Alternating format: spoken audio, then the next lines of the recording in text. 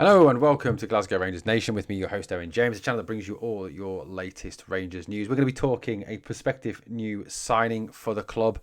We're also going to be talking about the managerial position at the club as well. Look, we all know that beyond a shadow of a doubt, there is a lot of work that needs to be done to this squad over the summer. Lots of players need to go, and obviously we need a number of players to come in and replace the ones that are leaving. Don't worry, we will get to Mr. Russell Martin shortly. You look at that squad at this moment in time, and you go through that Rangers squad as it stands, with all the players that have come back as well from from their loan periods, and it seems to have gone very quiet, with a number of those loan players, the talk obviously of Dowell and Davis going to Birmingham, Cifuentes to Salonika, what's happening with Tondo, all seems to have gone very, very, very quiet. You look at the squad, realistically, you look at that squad and Jack Butland probably has reached the end of his time at Rangers, didn't have the best of seasons last year.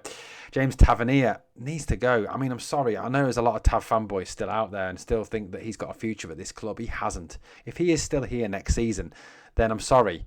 This club will end up winning nothing again, and his serial loser virus will infect the changing room yet again. The man is just past it. His last 3 seasons, he has been a disaster for this club. He cannot defend. He has to go. And as a captain, he is not a captain. I think it's an embarrassment that he's in the Hall of Fame, to be perfectly honest with you. He has got to go. I don't think he will, if I'm being honest with you. He'll probably get a new deal and he'll probably linger. As I joked on the Champions League live stream last night, if there was a nuclear holocaust tomorrow, there's 2 things that would survive: James Tavernier and cockroaches. Ridvan Yilmaz, I think, is likely on his way back to Turkey. He's said as much. And it's sad because Ridvan's a good player. He's a good player when he's fit, and that's the big issue. Proper, I think, is a player that does need to move on and does need to go. He met with Twente officials now. Was that a sign of a move back to Twente? I don't know. A possible one. Suter. I like John Suter, good player. Yes, he has got a mistake in him, but for me, a top player who we need to kind of build our defence around. Oscar Cortez, who the hell knows what's happening with Oscar Cortez? Yes, he's a very talented footballer. I have no doubt in my mind that this guy is a talented footballer, but injured all the time. Hopefully whoever comes in can get the best out of him and keep him fit, and hopefully we can see the Oscar Cortez that impressed for Colombia at the Youth World Cup. Connor Barron, is a decent young player, a good squad player, and I think will do a good job for the club. Cyril Dessers needs to be sold, misses way too many chances. And those of you, like I said on the live stream last night, those of you celebrating him being the top scorer for scoring 18 goals in the SPL need to give your head a serious wobble. It's the SPL, for fuck's sake. I think I could get 20 in the SPL. I think Broxy Bear could get 20 in the SPL. Top scorer in the SPL should be getting 25, 30 goals a season. I think those of you who are celebrating 18 goals are showing the mediocrity that we're now accepting at this club. Cyril Dessers is mediocre. And the fact that he held Hamza's development back is a shame. And that's not down to him. He didn't pick himself. Barry Bassett picked him, didn't he? So for me, Cyril Dessers has to go. Diamonde, I think, is a player with the right coaching, with the right manager, we can get something out of. Bayrami, he's been linked with Sassuolo and a German team whose name I can't remember now. Again, he's a player that does need to go. Cifuentes, again, needs to go. Matondo needs to go. And Ciala, I think, again, is a young lad with the right coaching, with the right development, can come through and be a decent player. This is a guy who was on the bench in a Champions League tie for AC Milan, for God's sake. Dowell needs to go. Hopefully Birmingham will come in for him. Dujon Sterling, again, is a good footballer when he's fit. And that's the big problem, when he's fit. Hiefte will stay. Ben Davis needs to go. Hamza, I think, if he's used as a number 9 and he's used as a striker, is a good player. If he's used as a left winger, as Barry Bassett used him, he's not a winger. And that's why he didn't play well. Liam Kelly, I think, can stay as a backup, but just as a backup. Raskan has to stay. If we can keep Raskan, he has to be captain. If James Tavernier is captain over Nicholas Raskan next season, it will be a fucking disgrace. McCausland is a squad player. Robbie Fraser, squad player. Bailey Rice has to play more of a part next season. He's a top level player. Finley Curtis has to play more of a role next season. Again, Mason Munn. I like Mason Munn. I'd be kind of tempted to sell Liam Kelly and make Mason Munn the number 2. Paul Uncio is a player with a future at the club. Danilo, if he can stay fit, is a better player than Cyril Dessers. And Lyle Cameron, I think, is a very exciting signing. Lyle Cameron is a good footballer, a very good footballer. He can play attacking midfield, centre midfield. He can play on the wing. He can play in a number of different positions. And, you look at his record for Dundee, 120 appearances, 33 goals. He's done well. He's a good footballer. 11 goal contribute. He had, 9 goals last season in the league last season, 2 in the cup, 3 in the League Cup, and a number of assists as well. He's a good footballer, an exciting proposition, and definitely a player who I think can add to this squad. Now, the player that's been linked with a move to Rangers is a Mali international centre-back called Almami Toure. He's 29 years old. He's experienced. He's out of contract in the summer. He's presently with Kaiserslautern in the German league. Some of you may have heard of him because he played for Eintracht Frankfurt in that Europa League final where we lost on penalties to Eintracht Frankfurt. Yes, that's Almami Toure. However, it's not just Rangers that are interested in trying to secure the services of Almami Toure from as a free agent. Genoa of Italy, Trabzonspor of Turkey, and Philadelphia Union of the MLS are all interested in Almami Toure. This is Almami Toure. He can play centre-back, he can play right-back, he can play right midfield. He didn't play an awful lot last season. I'm not sure why. I needed a bit more digging on that one. 4 appearances as a centre-back last season, 2 as a right midfielder and 1 as a right-back.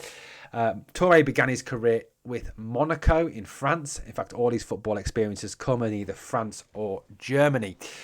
He started obviously playing in the youth league for Monaco, 2 appearances, 1 goal, 1 assist in the youth league. Then he played for the B team before graduating to the full Monaco team, where he made 80 appearances, scoring 6 goals and having 13 assists in his time with the French club. He then transferred to Eintracht Frankfurt, where we will know him from, where he played like against us in that Conference League final. He made 81 appearances there with 3 goals and 6 assists. He was then with Kaiserslautern, where he was last season, 24 appearances, 2 goals, 3 assists. He's an experienced guy, someone who would definitely bring experience to this lineup. In terms of, he's 29 years old, so he is experienced. That's, I think, something that, that Rangers will want, not only to bring in young players, but also to bring in some experienced players. He's 6 foot. He's seen primarily as a right back by a lot of people, but like I said, can play centre back as well. He was a French under-21 international, but is also now a full Mali international, although has only played 1 game for Mali. Like I said, he did come through the Monaco youth system. Certainly a very interesting possible signing. I think we've got to kind of give the 49ers Enterprises, Kevin Thelwell, the chance with these players. Some of them, you look at them and think, well, I don't really get that one. I don't really understand that one. Why would you want to get a 29-year-old defender who's probably got only a couple of years left in him, 2-3 years left in him? But, as that Leeds fan told us, in that message that you put on the Heart and Hand Patreon site, they do that, don't they? They signed 6 players for 20 million last summer, and those players came in and instantly made Leeds into a title-winning promotion squad last season, despite the fact that they sold £120 million worth of prime talent in Archie Gray, Crescencio Somerville, and Jorginho Ruta, all of whom were top players. So, you've got to kind of give them a little bit of trust, a little bit of rope there, so to say, with these players. So an interesting link. And like I said, we do need an awful lot of players this summer. Whoever the new manager is, we've got to give him a squad that he can work with, and we've got to give him players that, are going to hit the ground running, that are going to really give this squad a chance of really kicking on to the next level. You look at this squad at the moment, it's nowhere near good enough. There's too many players that just don't give a toss, that don't try hard enough, that are not talented enough. We probably need 6 or 7 at least new players to go into the team. We need a goalkeeper, a right back, a left back, a centre back. Well, there's 4. I think the midfield is probably serviceable to get past with Raskin, Diamonde and Cameron. We need a right wing, a left wing, especially now that Czerny's gone, and a centre forward. Hamza can't do it all by himself, and Dessers has got to go. So there's a lot to do there, an awful lot to do there. And Kevin Thelwell, once he starts his job on Monday, will have a big in-tray and a big amount of work to do, before even the manager gets appointed. And like I've told you in the past, this will be the technical director and sporting director who will be buying the players. Now, look, we reported yesterday that the Davide Ancelotti to Rangers was 99% done, and we know that there are other names linked. Obviously, Steven Gerrard now is well out of the running. Brian Priska, Russell Martin, all names that have been linked with the Rangers job. Now, Russell Martin appears to be a kind of second favourite if the Davide Ancelotti one falls through. And there's so many conflicting reports now coming out. You know, the Italian media brought us that story of the 99% done. You know, yet other media are now reporting that Spanish clubs have moved ahead of Rangers, the Italian clubs. Yet papers over here are now saying that Ancelotti is ready to go as Rangers manager. I don't think any of us really know what's going on. And until it's actually formally announced, and whoever it is formally announced, then... you know, what do we know? What do we know? But one of the names that does seem to get repeatedly linked with Rangers is Russell Martin. Russell Martin is the former Southampton manager. Now, I don't understand why he has been linked, because to me, he is a dreadful manager. He has one plan, which is to play pretty passing football. He has his team do a slow build-up from the back. Pass. It's slow. It's laborious. There is no plan B. And to me, that won't work in Scotland against these teams that come in and play the low block. It will just lead to more frustration and more games where fans just see dull, boring football. His only qualifications appear to be the fact that he's Scottish and that he is staunch because he's played for Rangers, which some fans seem to think is the only requirement to be a manager of Rangers, which is ridiculous. We might as well go back and get Barry Bassett. If you look at his stats, and these are his stats, they're pretty shocking. They're not good at all. His overall career win percentage is 39.29%, which is actually worse than Barry Ferguson's. Even Barry Bassett has a better win percentage than him. And a lot of fans, including myself, said that one of the reasons, it wasn't the only reason in my case, that Bassett shouldn't be appointed, is that his win percentage is so poor with poor teams. So you look at Russell Martin's managerial record, it's awful. I don't get how he has been linked with this job, given how bad his managerial record is. It is genuinely shite. He started with the MK Dons between the 3rd of November 2019 to the 31st of July 2021. He managed them for 80 games, where he lost more than he won. He won 30, drew 19, lost 31, scored 107, conceded 105, shipped a lot of goals, 37.5% win percentage, pretty poor. I think, Russell Martin, it seems that because he plays this tiki-taka, passy football, the Guardiola-esque style of play, he's become popular because of that. It's kind of the reputation precedes what you actually get. He's all mouth and no trousers. He's all show. He's all, fur coat and no knickers, I think, is kind of the saying, isn't it? Swansea City, he was manager between the 1st of August 2021, the 21st of June 2023. He managed them for 99 games, one short of 100. He won 36 of them during his time there. He drew 27 and he lost 36. Their team scored 139 goals in that time, and he conceded 143. He shipped a hell of a lot of goals and had a win percentage of 36.36%. Again, pretty shocking. Now, at Southampton, yes, he did get them promoted to the Premier League, but he was sacked once they were in the Premier League, because he had no plan B. He genuinely had no plan B.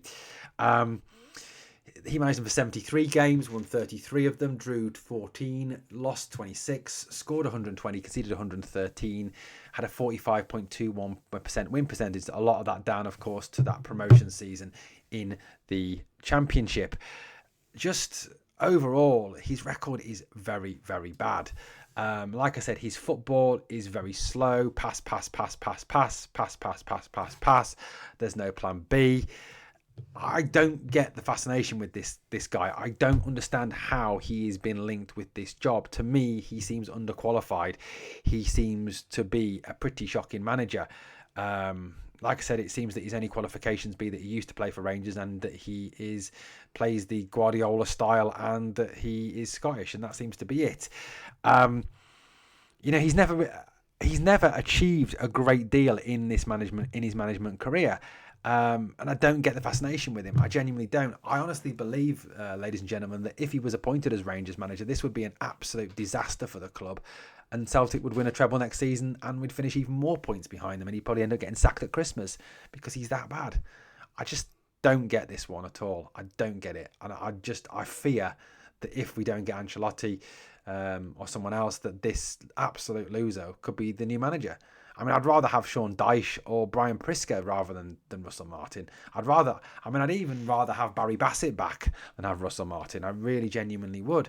So, to me, this man is just not up to the job. And an appointment of this man would be a disaster for Rangers. Absolute disaster. I think there's been some interesting names linked, obviously, with the Rangers job. And I think, people have talked about going for a Scottish manager, and people have kind of talked about, the fact that, that there are the names out there, but it's kind of which Scottish manager would you go for? Obviously, Derek McInnes is now the manager of Hearts, so that one has gone, unfortunately. I think Derek McInnes probably could have done a decent job for him. Someone, obviously, Stuart Kettlewell, he's now gone. He's now the new Kilmarnock manager. He was another name that was kind of linked, but I suppose, he kind of couldn't cope at Motherwell, so how the hell would he cope at, how the hell would he cope at Rangers? I suppose the other name is Stephen Robinson, the St Mirren manager. He's a possible. I mean, he's quite a decent manager. He gets St Mirren to overperform every single season. So, is he someone that possibly has been overlooked wrongly? I don't know. But again, his win percentage is fairly poor, 34.5%. So, I think we've got to kind of move away from this obsession with needing a Scottish manager. We've got to look, I think, for the best person for the job, and whether that is, Ancelotti or Prisker or Muscat or someone like that, then hopefully, that's who we go for. Russell Martin, to me, would be an absolute nightmare as Rangers manager. He genuinely would. Really poor. Guys, just want to say, finish off, congratulations to Paris Saint-Germain. A fantastic performance last night in the Champions League. 5-0 winners, crushing Inter Milan, playing some brilliant football. I love watching the game. They were brilliant last night, absolutely brilliant. So fair play to Paris Saint-Germain, a team that is going to threaten for a long time to come. And I hope we don't get them in the Champions League if we qualify for the league phase. Right, thank you for watching Glasgow Rangers Nation, guys. As always, on the way out, if you've enjoyed the content, please like, comment, share, and subscribe. And remember, we are the people.